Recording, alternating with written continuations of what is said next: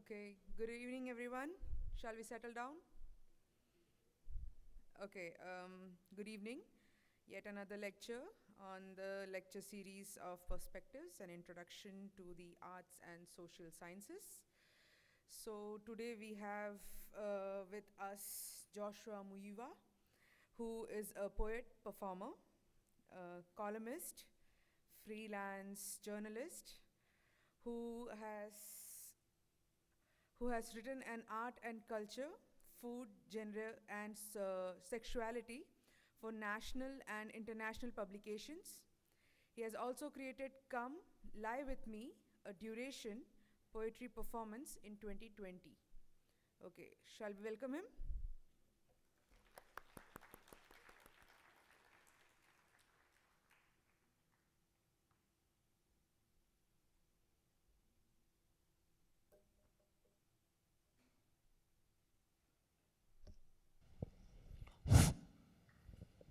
Don't be too enthusiastic, okay, with your claps, clearly. Sept is a hard audience to please. Uh, so before I start it's more a performative lecture than a lecture. So I'm hoping that you pay more attention to what's happening rather than how will this influence what you do in your life. Uh, I just want to start with a little technical bit of what the performance is really going to be. Your college is way too advanced on technology, so the projector is like on the ceiling. Was supposed to block me, whatever, but you'll figure it out eventually. So I wrote these set of poems a couple of years ago, and just to give you a story of where they came from. So I had this friend of mine, and she was getting married, and it was like a destination wedding, and all of us had gone away to Coorg for her wedding. And there were a bunch of speeches. You know how marriages are, people get up and start giving speeches. And she gave this speech about how her husband had this amazing birthmark on his neck, and she thought it was the cutest thing about him, and she thought it was so beautiful. And she just kept on telling us about it, and then the wedding got over, and then the party started, and then it went on, and then all the friends were just, it was just the friends without the relatives gathered. And then her partner said, I don't have that birthmark. I don't know who she's talking about, right? And this got me really intrigued with the idea that we remember people sometimes through just their body parts or through something about their body, and we don't even remember them, right? So it just struck me, and so thought of creating this. So this is a set of 12 poems that sort of looks at certain body parts and investigates like it's basically what memory associated with that body part. And to accompany it, and I created this set of photos where the photo has a flower, and the idea of the flower is to hint back to the wedding and that sort of thing, where the story came from. And I imagined, what if that body part wanted to take a selfie of itself with that flower, with that idea? And so that's one part of the work. And then, so this work for me I'm working on the project where it's going to become a book. So I'm going to learn lithography and then make these photos into lithographs and going to book bind them and things like that, which if you're around in 6 months, you might see one. But so that's the idea. And then the third part of the work is that there's a set of videos where I projected the photos on a screen, and then I sort of layered them with different colors, and then I sort of inserted myself in the video and I move around. So that's just to give you the context of where the work is placed and to tell you what I'm going to do. And it's basically, this is, again, to clarify, this is not a lecture. It's happening here, but it's not a lecture. It's basically a poetry performance. Let's think of it like that. So I'm going to read like 12 poems, and they're going to be accompanied by images, and feel free. We're going to have questions after this. Feel free to ask anything from the silly to the sublime at the end, okay? One second.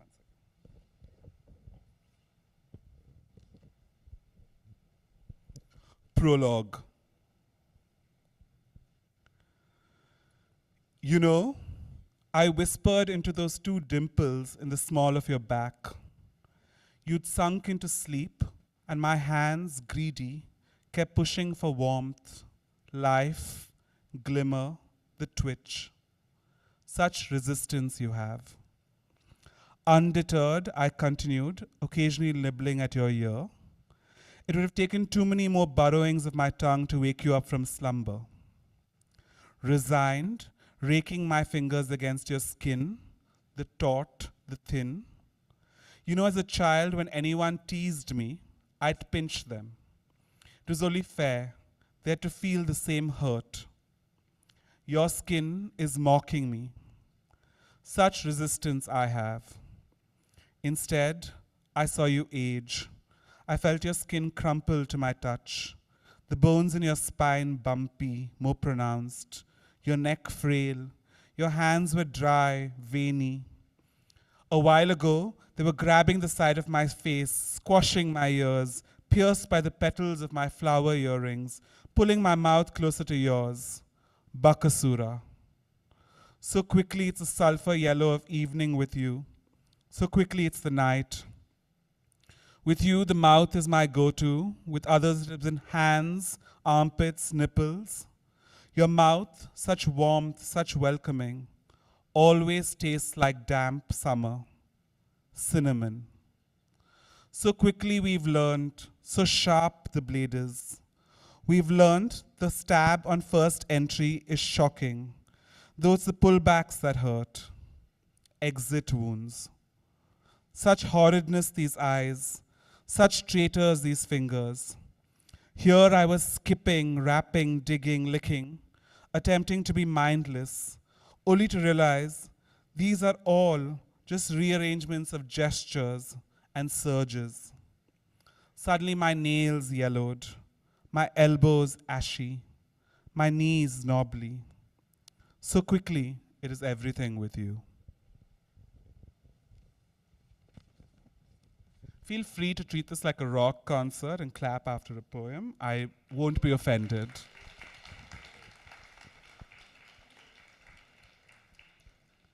Hands.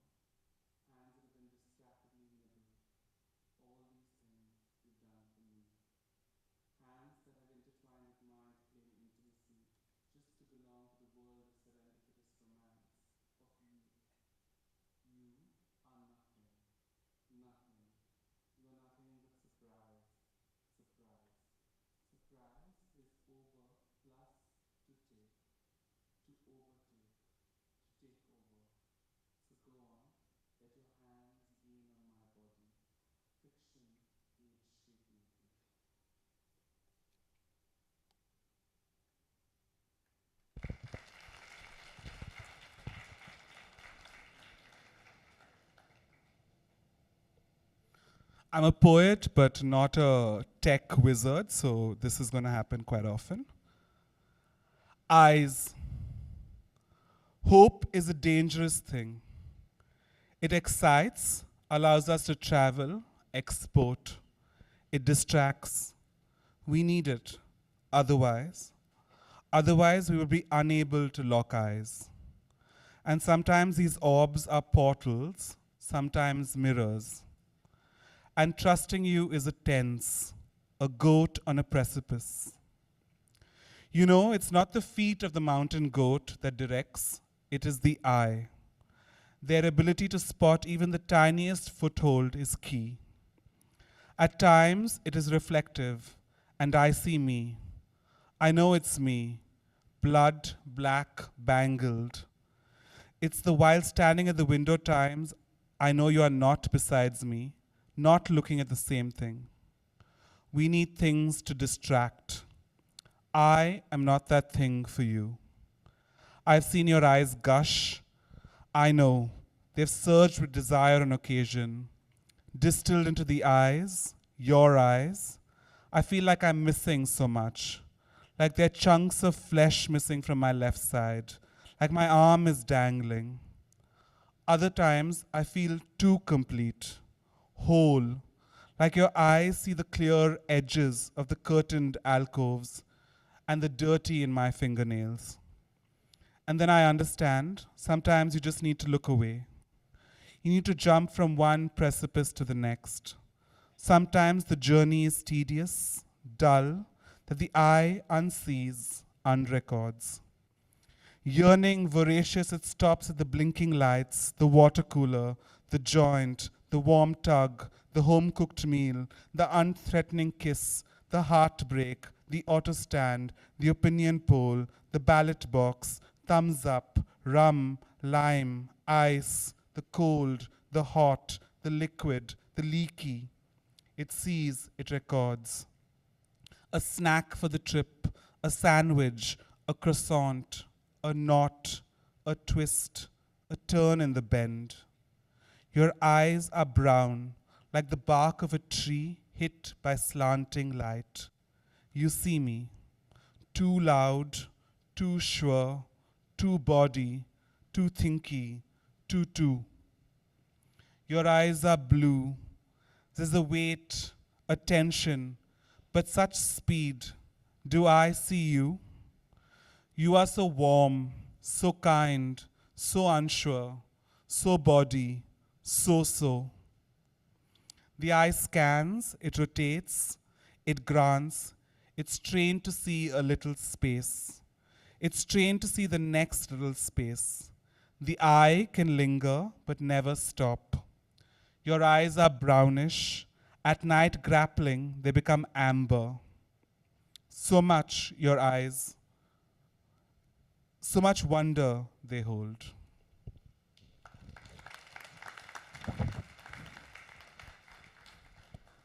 Feet. One evening of dancing the tango in Plaza Dorrego is like taking a 20-kilometer walk with your lover. It's a distance your feet travel. Dancing for the whole day would be a road trip. Add the whole night, it's a weekend getaway. The first night we noticed each other, you were in boots, like someone willing to trek, to walk, like someone up for a challenge.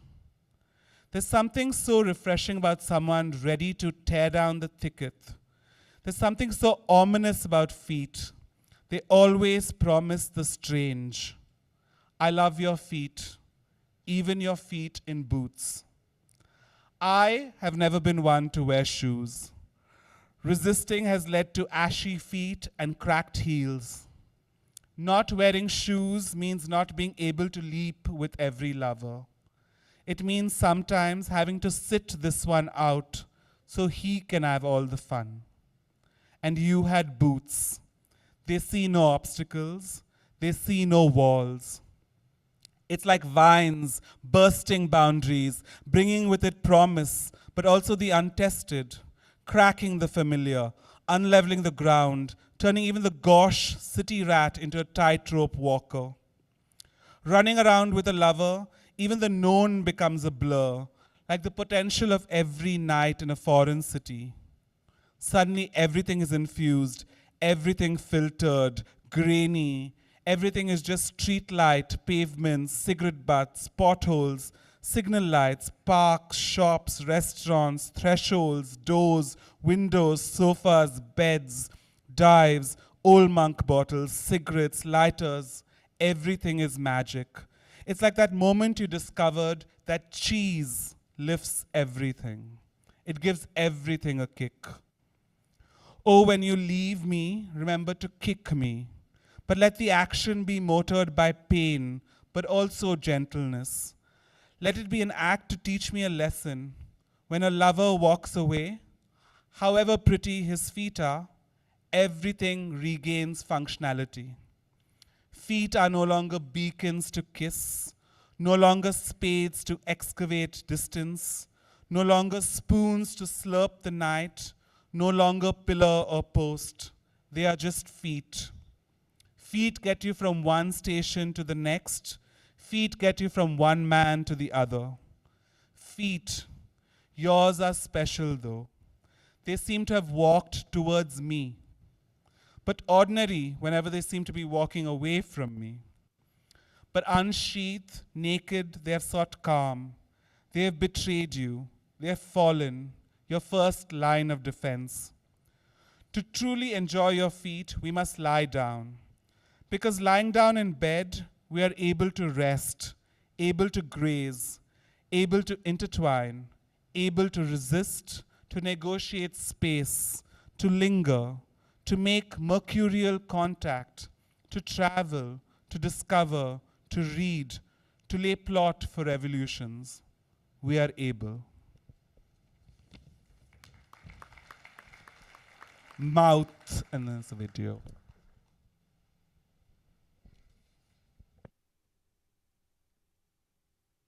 All his moving parts.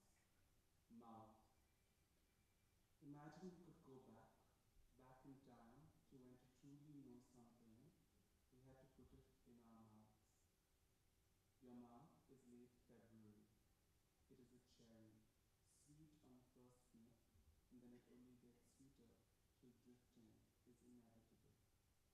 Your mouth is sometimes December, bitter winter, the kind of winter that East European men will declare mild while you are shivering.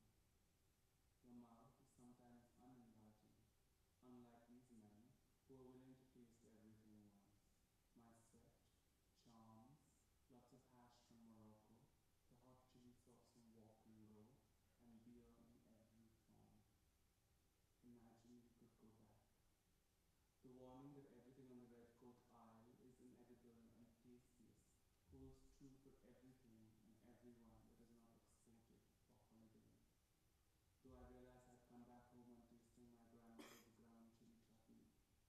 The mouth is the library. My first lover, he tastes of synthol behind the ears, and I axe body spray near his armpits and knees. My grandmother's chutneys are always generous on chili. My grandfather's food on the garlic.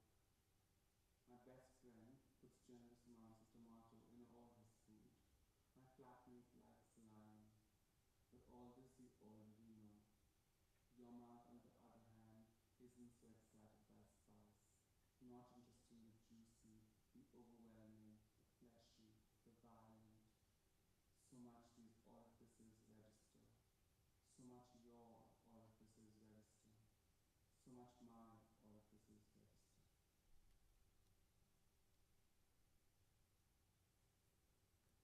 All his moving parts.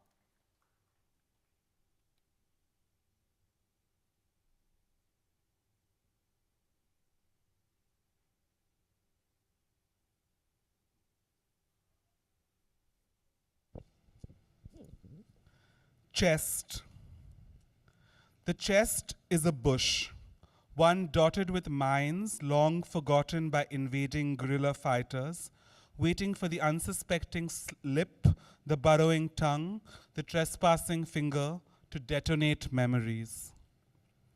I've always liked my nipples bitten, but in a particular way. the way he first did it. With one eye on his locked bedroom door, terrified his mother would walk in. Excited it was our secret. It was delicious. One of them, his chest was like running through the grasslands, being caressed, thrashed by each strand, each shoot. I'd always spread my fingers the widest and rush through and speed up to bump against his jutting nubs for the shock, the electricity, the pause. So much must be hidden for us to feel strong. Stuffing things into large boxes, cartons, and vaults. The chest has so much to tell, so much to secret. The chest is Sunday table at my grandmother's house. Each dish a favorite of the attending family members. You'll notice there's no brinjal except pickled because it is her specialty, though no one else likes it. There's every kind of meat except for prawns because she is allergic to it, though everyone else loves it. These are just the major moves in negotiating this meal. Some chests must be licked, nibbled, but never be bitten because you'll never do it right. And still others must be pinched, raked, and taunted. And others must be dusted off, tapped gently, and popped open to reveal many colored treasures.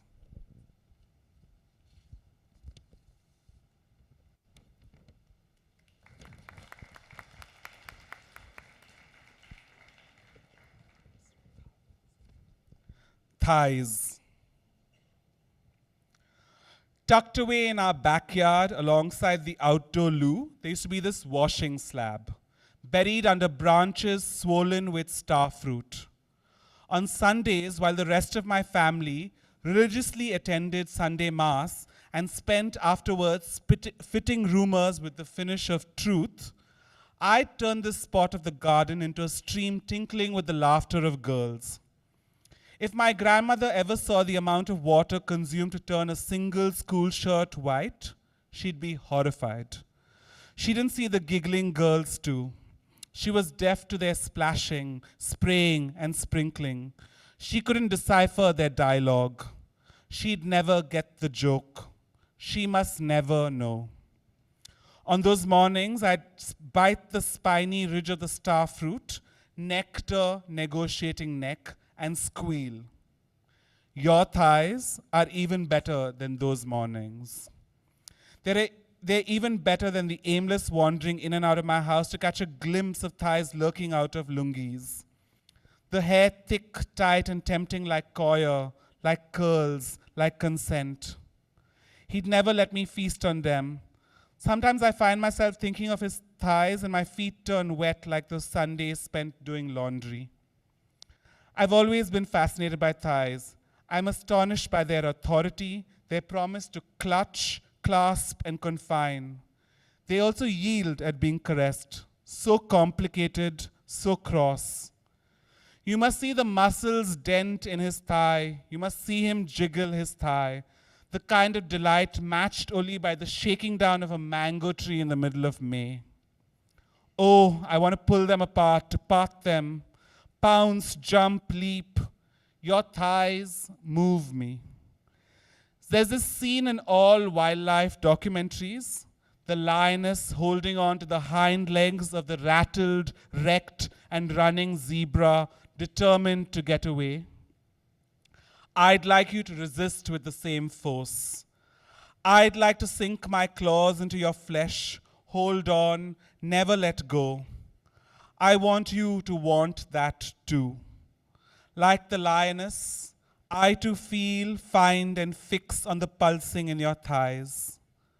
Like the lioness, I too know that one well-aimed, one well-timed, one well-aimed bite, and even you will crumble and fall.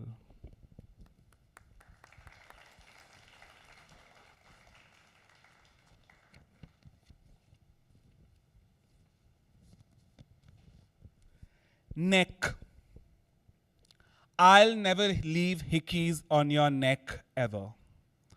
I've never been one for marking territory. Only animals piss to build fences. I could also never write my name in the pages of books, of novels. On the volumes of poetry, though, I've been known to write my name always with a pencil. This sort of branding, this burning, this belonging makes me quite uneasy. Everyone will know I love you, even those who never asked. Every part of you will be quivering, queasy, and quenched in my coming, going, and staying. Every one of your 7 bones in the neck draw me to stare at your face. They've even been pit stops to your lobe. How can anyone claim to domesticate, detain, and dominate? How can it be done without asking? I'll take the neck piece, said my grandmother. Just save it for me. Necks resign, reek, and retire. I don't like being choked either. You've got to promise me you'll wash the scruff of your collar and neck. I've always thought of my grandmother as a strong woman. We never had to seek my grandfather's permission to do anything. We only had to ask her. Power seemed so easy to appease in those days. She made the decisions, plotted directions, and cooked deadly dishes. She was powerful, simple. She said, one day you will have to dress the chicken. You see, it's got only 8 good pieces, the pair of breasts, the thighs, the legs, and the wings.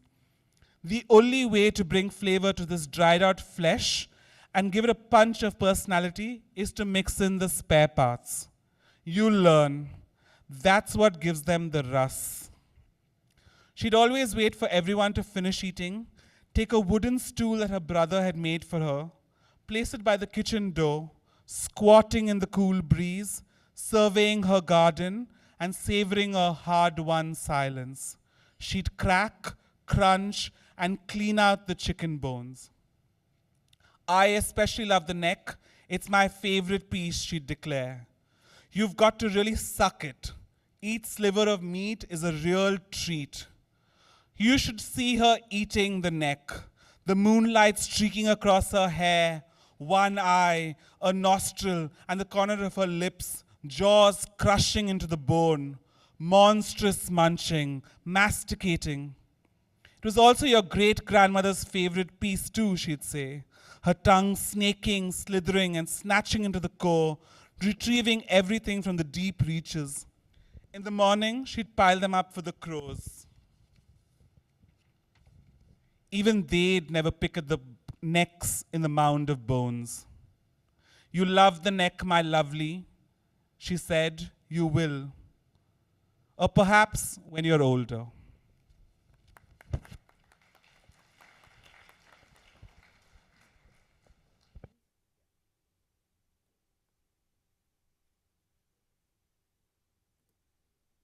All his moving parts, knees, capped, conquering and careful, yawning, such concern, so crystalline, nothing tougher, nothing bolder. It can also bend. In bed, your knees have found my warmth, lingered and pushed, only to meet resistance, restraint, and refrain. Equal parts yielding to being desired, equal parts fearing sweet, crushing death. You've always been so gentle with your tools, tougher, bolder at times, like a rabbit boring its way through the downy.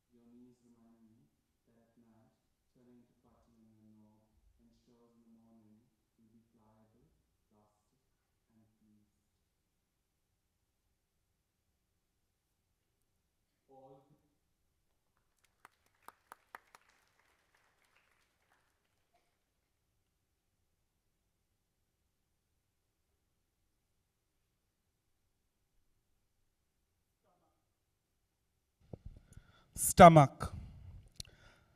Love makes demands of the heart. Love the 90s hip hop kind. Love the going steady kind. Love that might give you good and plenty. Love that Lauryn Hill says does the voodoo you do. Love this kind makes demands of the stomach. You must be able to bear the stench, stink, and stillness of being together. You must come to learn to savor, swallow, and settle the unsaid. You will learn to bear weights. Mary said, "It ain't all roses, flowers, and poses." You said, "Don't look at my big stomach." I never listened. You said it to stop me from staring at your shame. I never thought it was. Can you stomach the truth? The truth is, you left a gaping hole in the pit of my stomach. You think that I'd be like the others. I'd like one flat like a dining table, washboard abs, buff, ripped, and cut. You can have one for you, but I'd be happy with a belly, even as long as it comes with you. Spending holidays in the hills makes me want to reach for things, even if it is happiness. Sometimes I place my palms on the surface and I'm reminded of your depths. No, it isn't a lump. It doesn't just sit there like a bag of potatoes. It isn't a sad sack. It's resplendent, glorious in ours, yours and mine.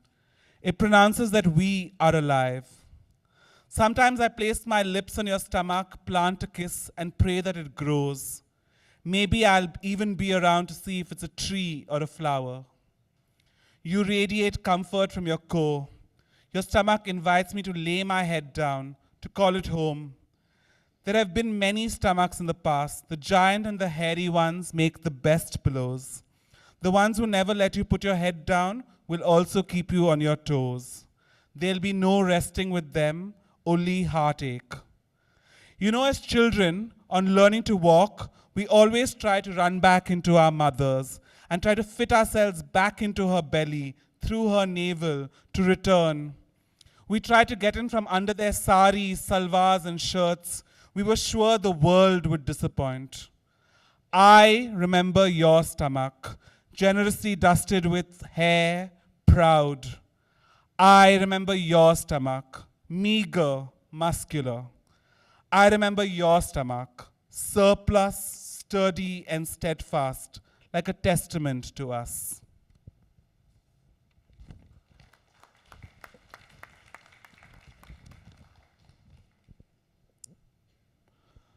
But I love that you sleep like an overturned boat on your belly.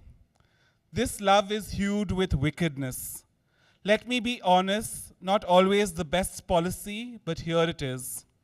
My eyes gaze, graze, and glaze over your upturned butt. It's simply divine, decadent, and delectable, your butt. Even in the coldest winter nights, I'm reminded of summer, of foliage, of fruit. In my mind, my hands are ceaselessly grabbing, grasping, and gathering the whole of you, though even hovering over it makes me go crazy.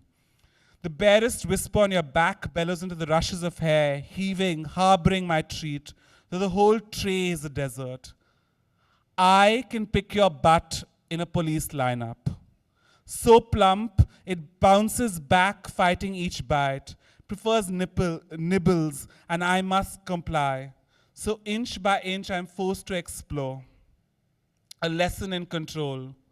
Your butt will deflect a 5 rupee coin with the grace of Virat Kohli's cover drive. I love your butt. It's the Maximus in my books. The working over of your butt needs a studied tongue, motivated by the perfect cocktail of curiosity, cruelty, and caution, and one that flicks, flits, and flirts with restriction, though I have been militant on occasion. I can't spot a water tanker without thinking about your butt. Being the big spoon is only compensated by the fact that your butt spends all night coaxing out room between my thighs. Sometimes I've got to fake grapple with you to be the big spoon. There, another honest bit. Even with one lifetime, I'll never have enough of it. How can one night suffice? Be comforted in this. On the night that the world ends and the apocalypse is here and all is rendered into dust, I will eat you, starting with your butt.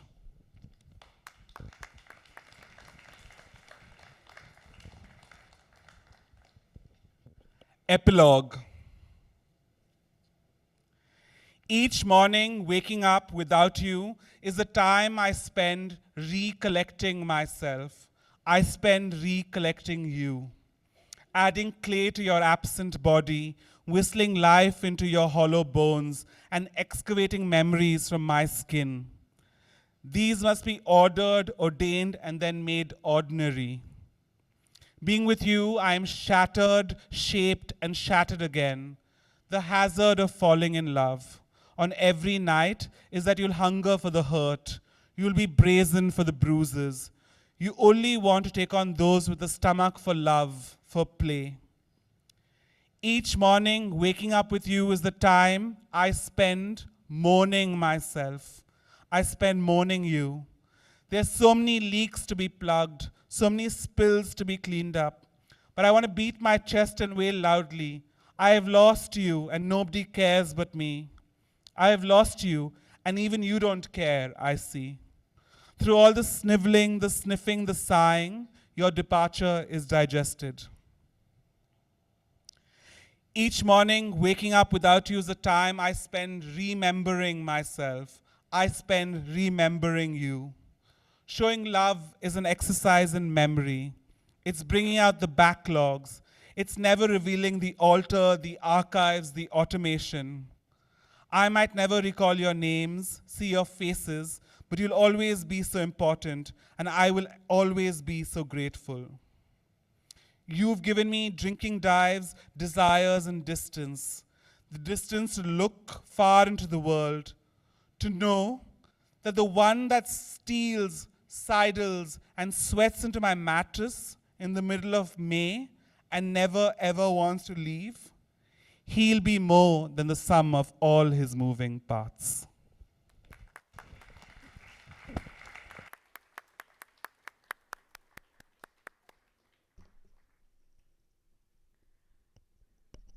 Wasn't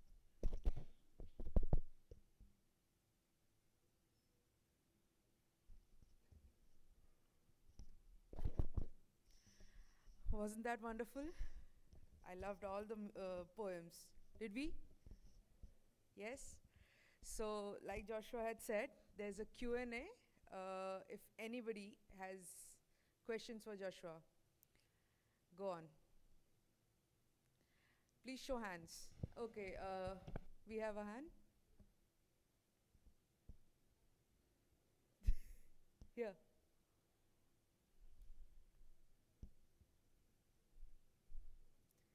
Yes.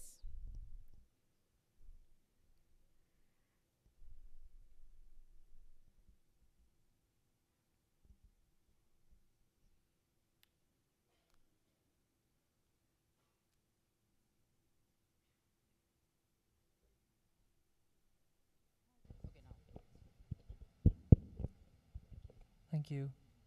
First of all, what a lovely set of poems. Thank you. Sorry. Thank you so much. Throughout the poems you had recited, okay, so the focus of these poems are specific body parts throughout the entire poems. But at some points you mentioned like your nails turning yellow, knees turning wobbly, and like feet turn ashy. So you're drawing a contrast between keeping these body parts at a pedestal of sorts, if you don't mind my interpretation, and along with that you are sort of degrading the status of these body parts as well. So what's your thought process behind this? Thanks, firstly, for asking a question. uh, so the thing, I mean, the epilogue and the prologue for me are this idea of like, I guess, this idea of like if you're in a monogamous relationship with somebody, then then you age with that person, right, in a certain kind of way. So that's the yellowing of the nails, and so quickly it is everything with you, right? So quickly we grow old together. But I'm also talking about like I guess to phrase it more politely in a college environment, if you have an active life and then you have people that you remember, then what does that memory have to do as well, right? So how does, like I said, like if you remember the story that sort of brings this work together, like two people are getting married, but this person still has this memory of something else, right? As another part that they find romantic or interesting or attractive, and they sort of, and now that they've met this person who's their life partner, they've sort of brought that little bit onto that person, right? To further add love to that person or something. I mean, so I'm not degrading any of the body parts for me. It's like the idea is that these body parts, like, to use another term, like they just trigger certain kinds of memories, right? And so what do you do with when a memory is triggered when you're, let's say, in a married monogamous relationship, right? Like what does that memory do to how you continue having that relationship, or how you continue thinking about what love means, or any of those things? So that's the idea is like, and so in the end, the poem kind of ends with the idea that the person who is this will be more than the sum of all their moving parts, right? Right, so degradation would not be the word used. It would more be like along the lines of the passage of time. Yeah, Alright. Yeah, thank you so much. the most safer word to use, for sure. Thank you. Anyone else? Do we have hands? There's one there. There's one? Yeah.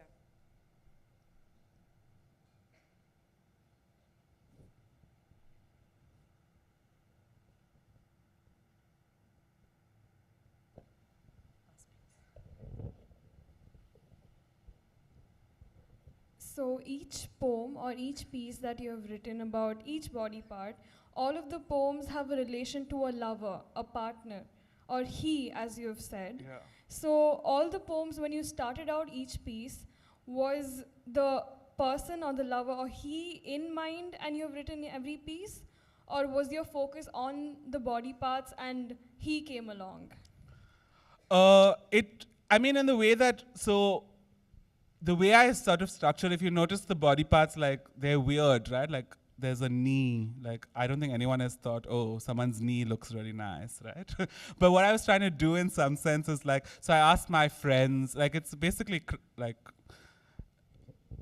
how do I phrase this? I mean, the job of the poet, if that's how I'm going to answer this question, is that I hang around with my friends and they talk a lot, and things that they think are unimportant, I think are damn important, and I steal them, right? And I put them in my poems. But the point is, like, they don't think it's poetic what they're saying. I think what they're saying is poetic, right? So that's the difference in that sense. So there is no singular he, there was no, it's the idea is that I sort of like asked people around what they remember of people, what body parts they like, why they like them, and then sort of riffed on it and try to create a world of these 12 poems where the language is the same, the mood is the same. So that's the crafting of the poetry.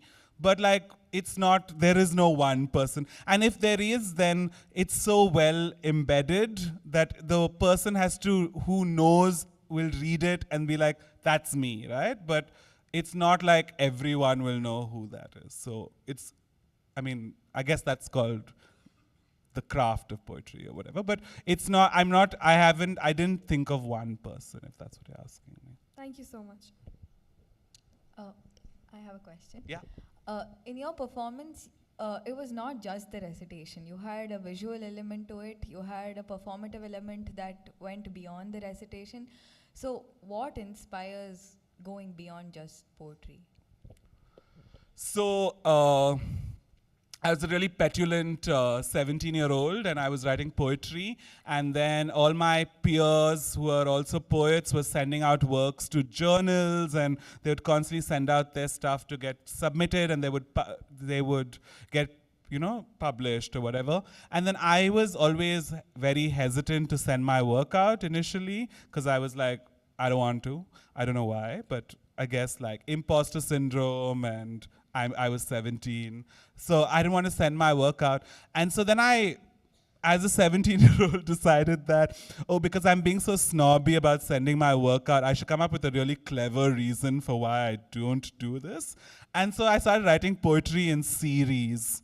So I only write sets of poems. So like this is a 12 set, then on Sunday at the Conflictorium, I'm reading a set of poems. It's 21 love poems. So I write like poems that are in these sets, and they're like they occupy the same world.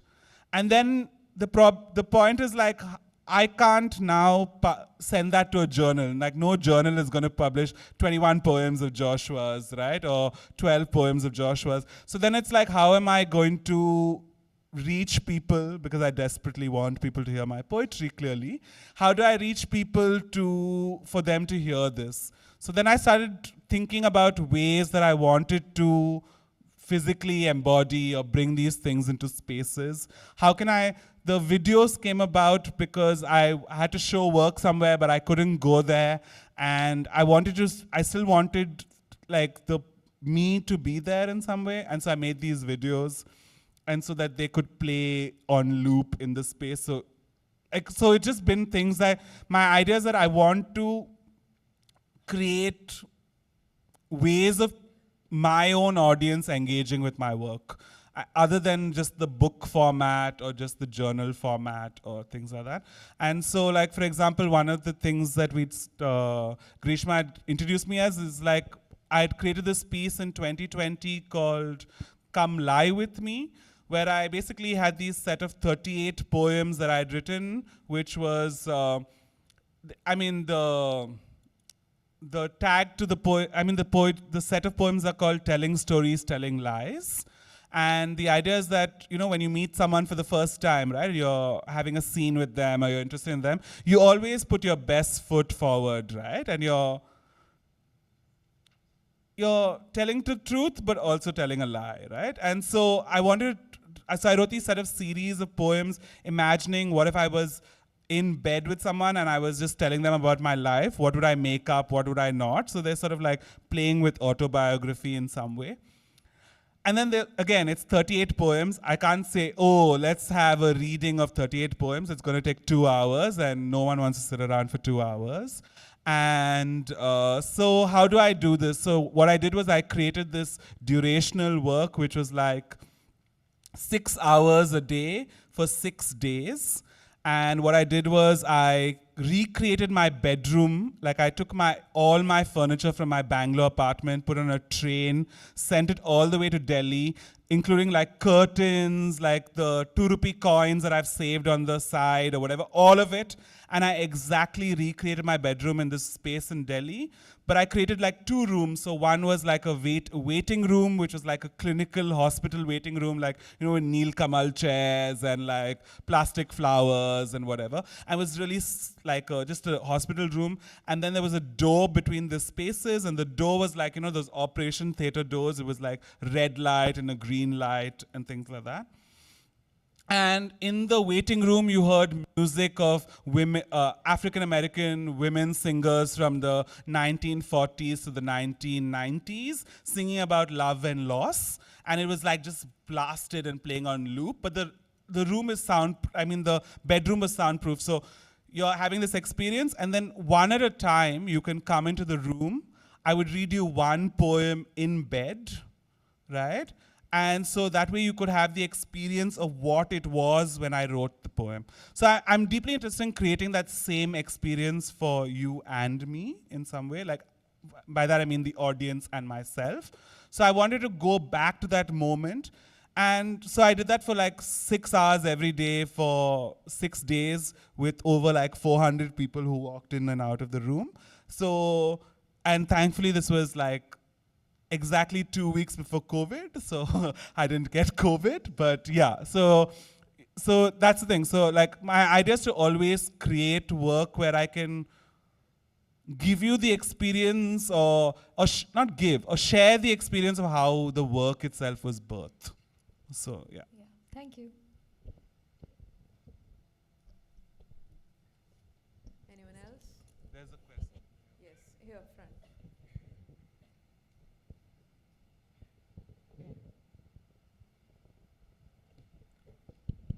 Okay, by the way, Joshua, beautiful set of poems. Thank you. I had a doubt regarding, not a doubt, rather, I appreciate the videos. And what is the idea behind you standing in front of the projector and conveying your emotions that you want to put into the poems? So actually, that's what I wanted to do here too, and which is what I was trying to say. You have way too much technology at CEPT. So, the projector's already fixed and all, because I just assumed I could just put a projector down. The point is, I don't want the images to be some sacrosanct image, like, where all looking at the image and searching for meaning in the image and saying, okay, this is what it means or whatever while I'm reading the poem. I wanted it to be like, it's just there. Right? Just like someone's knee is just there, or someone's mouth is just there. And all the effort of reading into it is what we are doing, right? Like, so, I mean, that was the idea of like interrupting that sort of thing to distract from it, to not make it seem as precious, There's this great quality as artists that we think that everything we put down is so precious. So I wanted to like ruin that idea of it being precious. So actually I want to be walking in between the projector, but of course the projector's there and I'm only this small apparently. And so it didn't, but that's the idea. Like I just want to break that image, and there's this way in which we think the image is so important, right? Like we give so much value to it. So I just wanted to disturb it and break it and see what that does, in fact. Thank you. Do we have hands? Yes, one more.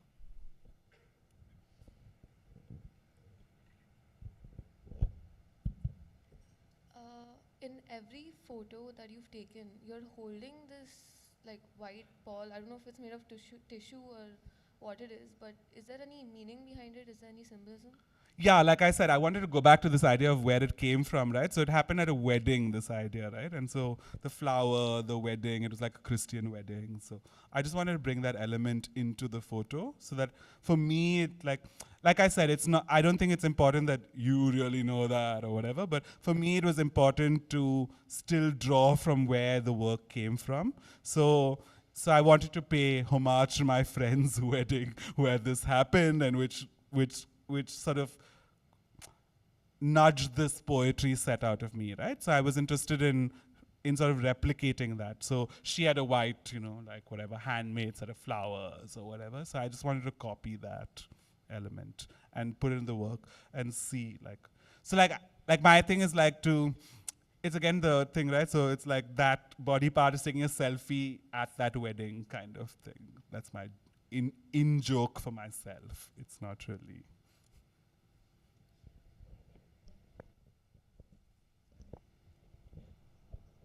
Yeah.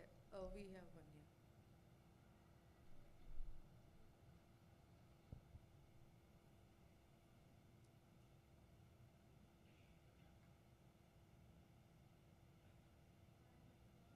I can't hear you at all. Barely. Yeah, hi. First of all, you look very beautiful. Thanks. So actually, I'm not asking a question, but I was trying to draw a parallel. So nowadays I'm reading a lot of psychoanalysis. Okay, so I was wondering that like there was this very interesting quote by Lacan that love is something which you don't have. It's a lack which you give it to someone who does not want it. So when I was, trying to concentrate on the poetry and all, do you think in order to be in a relationship with love as such, the lover does not matter, but the very concept, the idea of love, is it possible for you to be so much creative with emotions? You need to be first feel deprived, the lack. Like in order to be creative, there is some kind of deprivation that you must have felt from the very concept of love. I'm just curious to know, like. Sure. Meaning that, I mean, I just answered this question at Ahmedabad University. It's like everyone said, why did you start writing? It's because, I mean, I think I have something to say, right? And then why do I do this? Is because why do I put myself in a photograph, or why do I put myself in a video? It's because like I think I'm the one that fits it, right? So it isn't that I don't know if it's a lack of something, but it's a but or if I was going to answer that, it would be like there's a lack of that image in the world for me, and so I'm making that image. Or there's a lack of this text in the world, so I'm making it. To connect it to my own poems in some way, it's like one of the things, like if I would flip it in some way, it's like these body parts, right? It's like, you know, sometimes someone has big ears, right? And then you're like, oh my God, I love your big ears. And they hate it, right? Like that's the thing they hate about themselves the most. But that's the thing you love the most about them, right? Like, or like someone, like you, it's always the case, right? Like the body part you are most insecure about, somehow your partner loves that, right? And it's like, what's wrong with you? But you're still there, right? Because it sort of like heals some part of yourself, right? To know that someone doesn't see it that way, right? So I guess it's not really lack, but kind of like need, right? Rather than a lack of.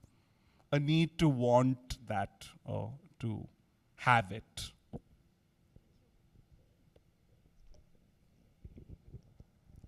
Anyone else?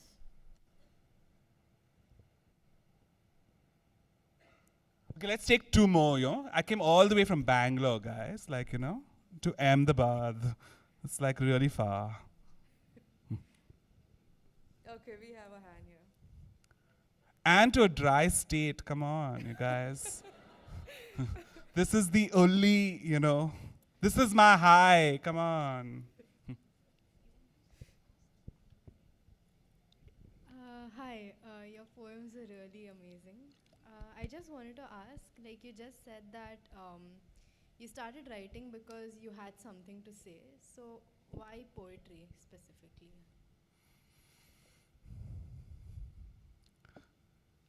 Initially, because I thought it was quick, honestly. Like, it's the thing that you can do in a very concentrated, singular manner, right? And as opposed to like if I sat down to write a novel or whatever, which is going to take months and months of occupation. But the point is like I've actually now shifted to where I write only series, so it takes me months and months and months to write my poems. But like the idea with poetry initially was that like it was this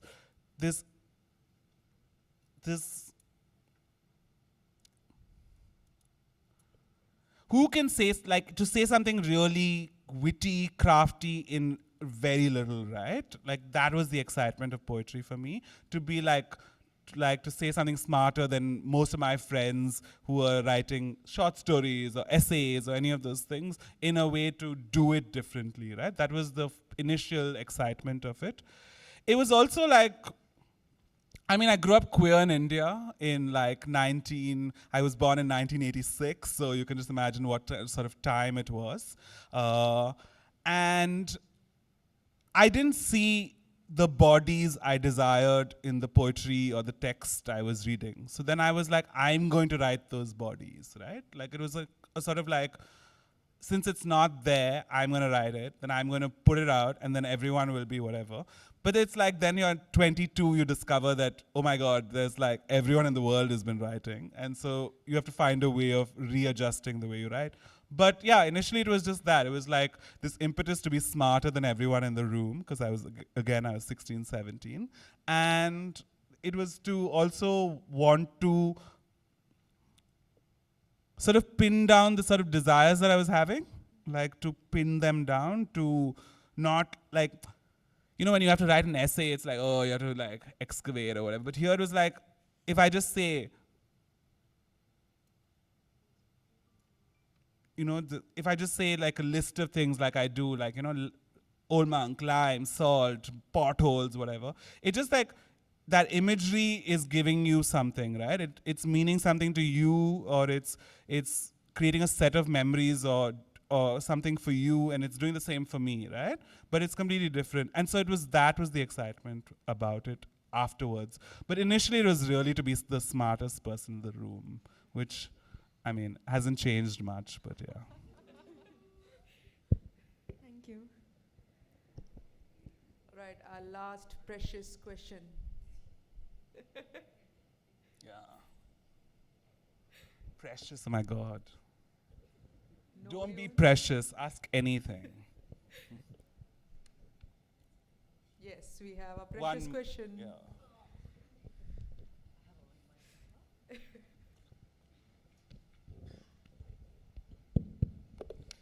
Hello.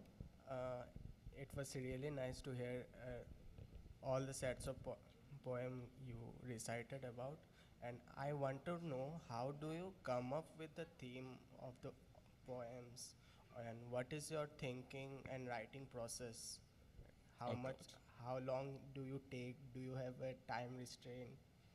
So my singular project in writing is I'm deeply interested in romantic relationships. Like that's all I care about. I'm deeply interested in the way my friends are dating, the way my friends are not dating. I want to know everything, right? And so basically most of my series are investigating romantic relationships, and then I just find an angle that I really want to explore that I find interesting. So here it was body parts, the other one was a storytelling, the idea of like, telling lies and telling stories, right? Like there's a way in which when you start dating or what you do, then as I've also grown older and and I experienced a pandemic, my last series was like 72 poems where I rewrote the Christian common book of prayer. So I rewrote it thinking, what if a gay person wants to take this and pray? What would the prayers be? Right? So there's 72 prayers in that book, so I rewrote them.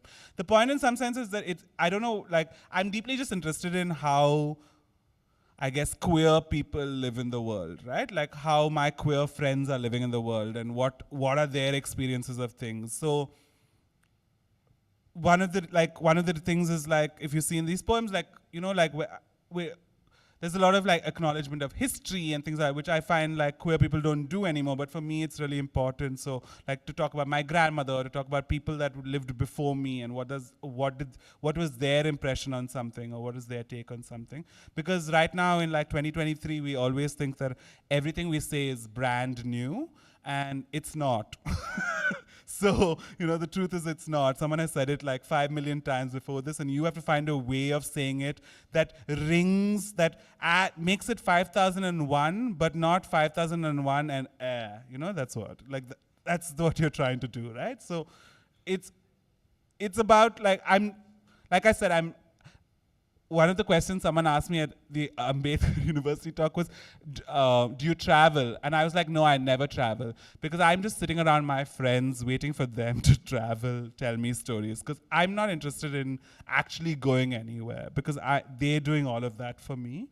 And I find that really interesting because like when I read my grandmom one of these poems and I read her the Sunday table, where I say, she puts brinjal pickle on the table because it's her specialty, but nobody likes it. No one eats it, right? But she never makes prawns because she's allergic to it, right? But everyone else loves prawns.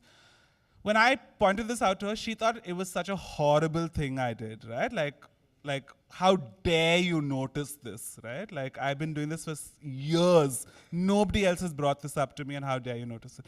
And for me, that's what a poet does, right? Like I'm just interested in just sitting around, and if my grandmom is annoyed by something or my friends are like, this is really annoying, it's upsetting, remove it, I'm keeping it, because it's actually, I've actually got to something then, right? As opposed to making someone happy, right? Like I'm not making, like, also like I keep telling my friends or telling my grandmother, this is not you, right? People don't know you, like they've never met you. This is just something that I have extracted to make a point, right? And so I'm interested in people's relationships to things, people's relationships to each other.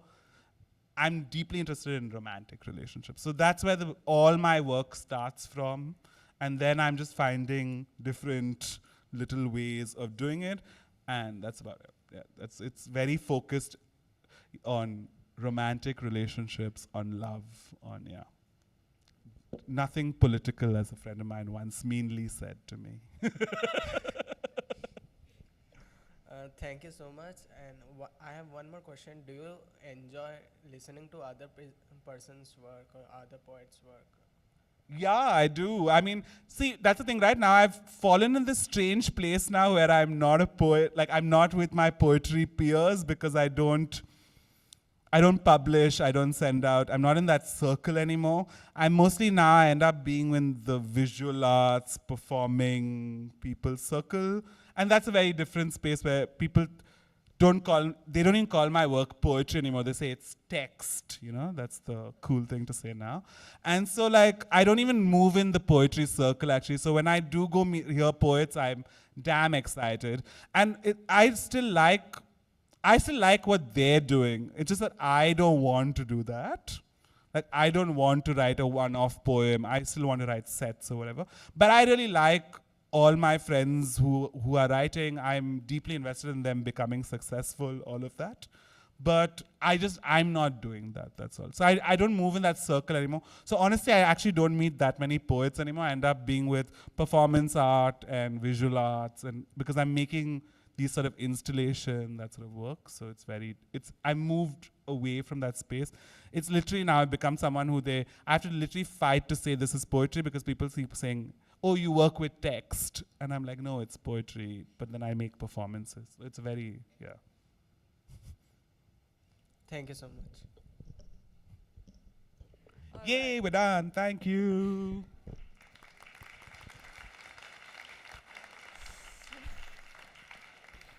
So I have two things to say. Firstly, we apologize for the dry state. We seriously, honestly do apologize. Secondly, we are very happy that you're nosy, that you're a thief, that you stole ideas and concepts from your friends' conversations, because it gave birth to something like this, and we are very, very happy for that. So once again, on all our behalf, we thank you wholeheartedly, Joshua, for this beautiful performance of poetry, not texts, poetry. And yeah, that's it. Shall we give him applause? Thank you all for showing up. There's this really famous Polish poet who you should read now, especially in the times that we're experiencing, called Wisława Szymborska. But she has this really strange poem called Poetry Reading. And she says that usually at a poetry reading of a poet, there are 8 people, and 4 of them are the poet's friends. And I'm really glad to say there are more than 8 people here. And I beat Wisława Szymborska. Bye.